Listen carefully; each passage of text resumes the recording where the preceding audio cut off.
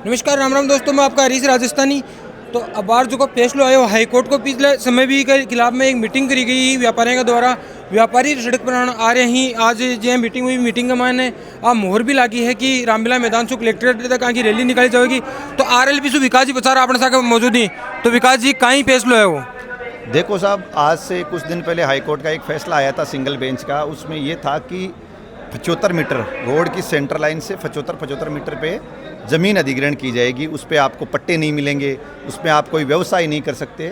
तो यहाँ के रामूकाबाज तिराहे से लेके बडाडर तक हर आदमी इस जो आदेश है इसके खिलाफ है। हर व्यापारी खिलाफ है, हर किसान खिलाफ है, आमजन खिलाफ है।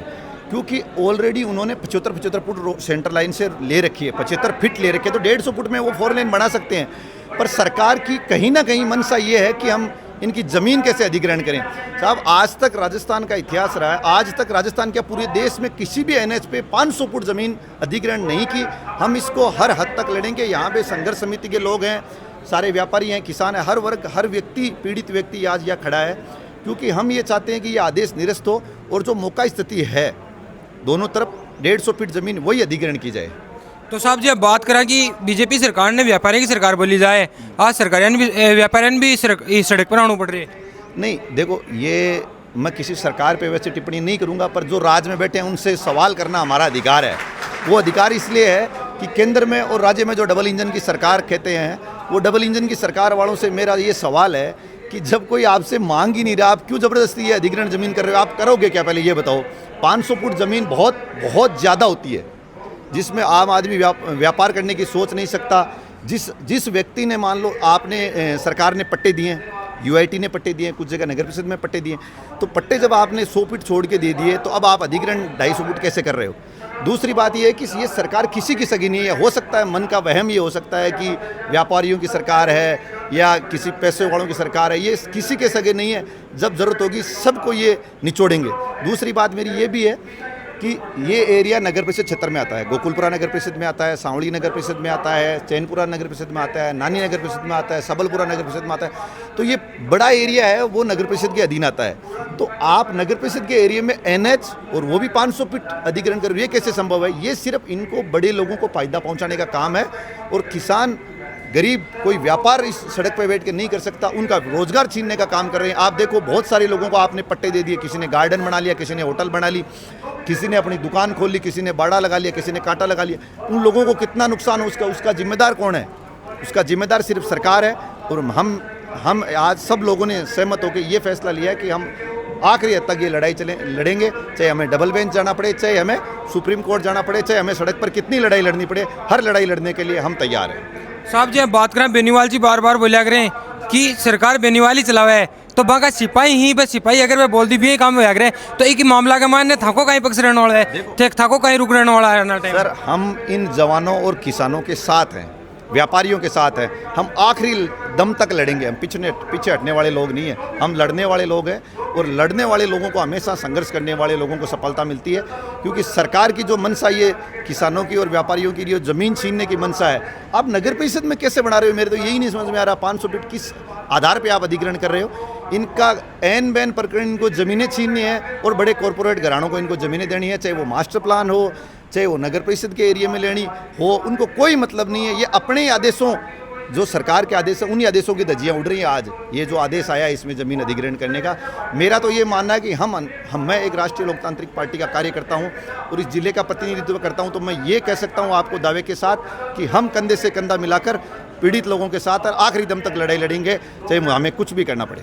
साहब कटे न कटे दुख की बात आ को नहीं जी, सरकार बार बार बोले कि मैं रास्ता चौड़ा करांगा, पीड़ो बुलडोजर चले जाए, लेकिन बड़ा जगह समस्या ही बाको पर काम कौन करे जाए, नानी को पानी है वो सड़क पर आ जाए, वहाँ पर काम कौन करेगी? आप देखो, सरकार मुद्दों पे काम नहीं करती है। सरकार सिर्फ मुद्दों को गौण करती है। उनका काम मुद्दों पे नहीं है, उनका काम है मुद्दों को गौण करने का, आम जनता को दूसरी तरफ मुद्दे डाइवर्ट करने का। तो अभी जिस गैस सिलेंडर पर संकट है, तो उस पर बात करो आप। इन्होंने बीच में नया मुद्दा लिया है। इन्होंने बोला है ना कि लॉकडाउन लगाएंगे। कुछ नहीं जी, सब फेल है। सरकार पूरी तरह से फेल है। ये एक ही काम कर रहे हैं, सब कुछ बेचने का काम कर रहे हैं। चाहे एयरपोर्ट बेच दो, रेल बेच दो, सब कुछ बेच दिया। ये मैं कहना चाह रहा हूँ कि आपने किया क्या? रोज़गार नहीं दे रहे। कल मैं एक न्यूज़पेपर में पढ़ रहा था कि इन्होंने 2022 के बाद कोई भर्ती नहीं हुई। उससे पहले की एक कॉलेज 5 साल से फर्जी डिग्रियाँ बांट रहा है, 2.5 साल पहले कांग्रेस की सरकार थी, 2.5 साल अभी बीजेपी की सरकार है। हुआ क्या, यहाँ पे हर वर्ग पीड़ित है और उसकी लिए हम लड़ाई लड़ेंगे। तो आज का जो संघर्ष है उसकी रूपरेखा क्या रहने वाली है? जो हमारी संघर्ष समिति है, सम्मान्य पेमाराम जी हैं, उस्मान जी पूर्व प्रधान हैं, शिव बगान जी, पूरी टीम यहाँ बैठी है, वो जो तय करेंगे हम सब उनके साथ हैं। तो हमारे साथ कुछ व्यापारी भी मौजूद हैं। तो साहब जी यहाँ बात करें कि हाईवे पर 75 मीटर को आदेश है, व्यापारियों कतों को नुकसान हो रही है माने? मैं तो ये कह रहा हूँ कि मेरे भाई छोटे भाई विकास पचाड़ ने पूरी बात बता दी। बाकी मेरा कहने का है कि कोर्ट ने जो भी डिसीजन दिया है उसमें यह दिया है कि अवैध और अतिक्रमण। मेरा तो पहले ये है कि अवैध क्या और अतिक्रमण क्या है। एक किसान आपकी ज़मीन में बैठा है, क्या वहाँ 75 फीट या बाउंड्री लाइन या बिल्डिंग लाइन या कंट्रोल लाइन का उनके खेत में कहीं निर्धारण किया हुआ है? PWD और सरकार का ये दायित्व बनता है कि किसान की 75 फीट लिया तो 75 फीट के बाद में या तो उनको खैर यहाँ खेत में इंगित होना चाहिए या कुछ लाइन होनी चाहिए कि ठीक है ये बाउंड्री लाइन है, ये कंट्रोल लाइन है, कोई निर्धारण नहीं है। अगर ये शुरू से होता तो लोग परेशानी नहीं होते, आपके हिसाब से करते निर्माण, परंतु ये सरकार तो करते नहीं है। बस अवैध और अतिक्रमण का ये इसकी डेफिनेशन क्या है? एक किसान अगर 60 साल से बसा हुआ है और रोड निकली हुई है सन 1998 में, तो उसका अवैध कैसे हो गया? वह भूमि धारक है, लैंड होल्डर है, ये अपनी भूमि में बसेगा ही। विकास जी यहाँ बात करा कि हाई कोर्ट को आदेश आने के बाद में सरकार भी पुनर्विचार कौन कर सकेगी जन भावनाओं से जुड़ने के लिए? देखो, सरकार पुनर्विचार नहीं करेगी क्योंकि उनकी मनसा ही है, उनकी सरकार की मनसा के अनुरूप ये काम है। जैसे भाई साहब अभी कह रहे थे कि आप जो लोग आदेश निकालने वाले लोग एसी के कमरों में बैठे हैं, आदेश निकालने वालों को ग्राउंड की स्थिति पता नहीं है। पर सरकार के यहाँ से जो जनप्रतिनिधि चुन के जाते हैं, मेरा सबसे बड़ा सवाल ये जनप्रतिनिधियों से भी है। चुनाव के समय आप आ जाते हो, पर अब आप, क्योंकि हर आदमी की किसी न किसी पार्टी में विचारधारा है, तो अब आप क्यों नहीं कर रहे? अब आप लिखो मुख्यमंत्री को लेटर कि इसको निरस्त करो आदेश को, पर नहीं, तत्काल इस प्रभाव से कलेक्टरों को ये कह दिया गया कि ये आदेश लागू करो। और जो आदमी जिसको आपने 100 फीट पे पट्टा दे दिया और वो अपना व्यापार लेके बैठा है, उसकी कौन सुनने वाला है? कोई आदमी यहाँ 20-20 साल से बैठे हैं, मैं आपको दिखाऊंगा, हर आदमी पीड़ित है, पर यहाँ पीड़ित के लिए बात करने वाला कोई नहीं है। सरकार यहाँ पे इन लोगों को गौण कर रही है, मुद्दों को गौण कर रही है। सरकार सिर्फ एक काम कर रही है कि इनको लड़ाने का काम कर रही है, हिंदू मुस्लिम को लड़ाने का काम कर रही है, जाट राजपूत को लड़ाने का काम कर रही है, मुस्लिम मेघवाल को लड़ाने का काम कर रही है। इनका एजेंडा सिर्फ धर्म और जाति का है, काम का नहीं। अगर काम का एजेंडा होता तो जो व्यक्ति अपने खेत में बैठा है उसको आज ये सुनने को नहीं मिलता कि वो अवैध और अतिक्रमण है। वो अवैध और अतिक्रमण नहीं है, वो अपने हक लेने के लिए जानता भी है और हक के लिए लड़ना भी जानता है, और इस लड़ाई को आखिरी दम तक लड़ेंगे। विकास जी यहाँ बात करें कि हाई कोर्ट को फैसला हुआ है 75 मीटर जगह आप घेरांगा, तो बिकमान ने आ चीज़ भी दे दी है कि कटे न कटे की रोड की चौड़ाई इतनी होगी? नहीं, रोड की चौड़ाई इतनी नहीं होगी। रोड सिर्फ 4 लेन बनेगी और 4 लेन उसमें कहीं उल्लेख किया कि रोड को इतनी लेन किया जाएगा? कुछ नहीं उल्लेख किया गया। रोड का पहले ही आदेश नितिन गडकरी जी, खाटू श्याम जी आए थे, तब इन्होंने एक प्रतिष्ठित न्यूज़पेपर में ये भी छपा था कि 4 लेन बनेगी, और हम भी मांग करते हैं 4 लेन बननी चाहिए। पूर्व सांसद सुविधानंद सरस्वती जी ने भी ये मांग उठाई थी, बननी चाहिए, कोई प्रॉब्लम नहीं है। पर 30 फीट रोड में 150 फीट में आप 6 लेन बना सकते हो, इतना स्पेस अवेलेबल है।